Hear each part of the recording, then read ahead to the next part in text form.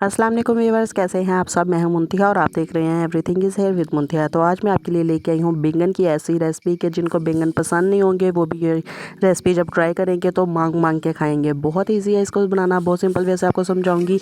इसको बैंगन पकौड़ा की रेसिपी भी कह सकते हैं। तो हम रेसिपी बनाना स्टार्ट करते हैं। उससे पहले अगर आप मेरे चैनल पर नए हैं तो प्लीज़ मेरे चैनल को भी सब्सक्राइब कर दें। तो यहाँ पर सबसे पहले मैंने आधा कप बेसन ले लिया, तो उसके अंदर 1 टेबलस्पून कॉर्नफ्लोर शामिल कर देना है। अब हमने एक लिक्विड सा पेस्ट बनाना है, उसके लिए हम इसके अंदर मसाले शामिल करेंगे। 1 टेबलस्पून इसके अंदर नमक शामिल कर देना है और 1 टेबलस्पून इसके अंदर हम ज़ीरा शामिल कर देंगे। आप अजवाइन भी यूज़ कर सकते हैं जो आपको अच्छा लगे। 1 टेबलस्पून इसके अंदर खुश्क धनिया पाउडर हम शामिल कर देंगे और इसके बाद थोड़ी सी मैंने इसके अंदर दड़ा मिर्च शामिल कर देनी है। इसको थोड़ा सा स्पाइसी बनाने के लिए हमने बहुत फीका नहीं बनाना, बहुत मज़े के हमारे ये पकौड़े बनेंगे। 1 टेबलस्पून दड़ा मिर्च शामिल करने के बाद अब इसके अंदर हमने पानी शामिल कर देना है और इसको एक लिक्विड सा पेस्ट बनाना है। हमने बहुत ना ही इसको पतला रखना है और ना ही बहुत ज़्यादा थिक रखना है।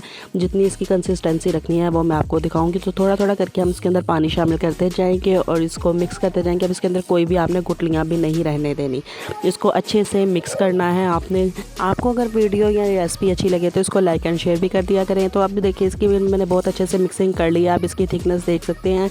अब यहाँ पे हम एक और चीज़ इसके अंदर शामिल करेंगे और वो है बारीक कटिंग किया हुआ हरा धनिया। इससे इसकी लुक भी बहुत अच्छी आएगी, उसका फ्लेवर और खुशबू भी बहुत अच्छी हो जाएगी। तो हम दोबारा से मिक्सिंग करेंगे।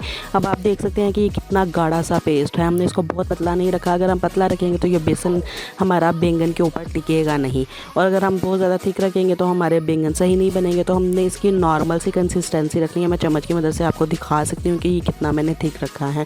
तो उसके बाद यहाँ पे मैंने बैंगन ले लिया है। बैंगन को आपने अच्छी तरह से वॉश कर लेना है। अब यहाँ पे मैंने बैंगन के छिलके नहीं उतारने, इनको इस तरह गोल शेप में हमने कटिंग कर लेना है और इसको कटिंग करने के बाद हमने पानी के अंदर ही डिप रखना है ताकि ये काले ना हो जाए।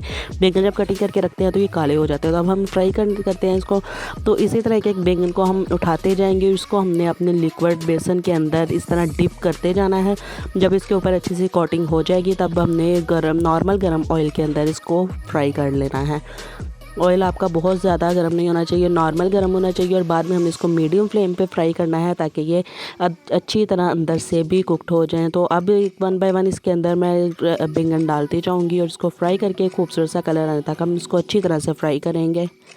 देखिएगा बहुत ही मज़े के हमारे बैंगन पकौड़ा बनके तैयार होंगे। आप इसको घर पे ज़रूर ट्राई कीजिएगा और ट्राई करने के बाद मुझे कमेंट में बताया भी करें कि आपकी रेसिपी अच्छी बनी है कि नहीं बनी।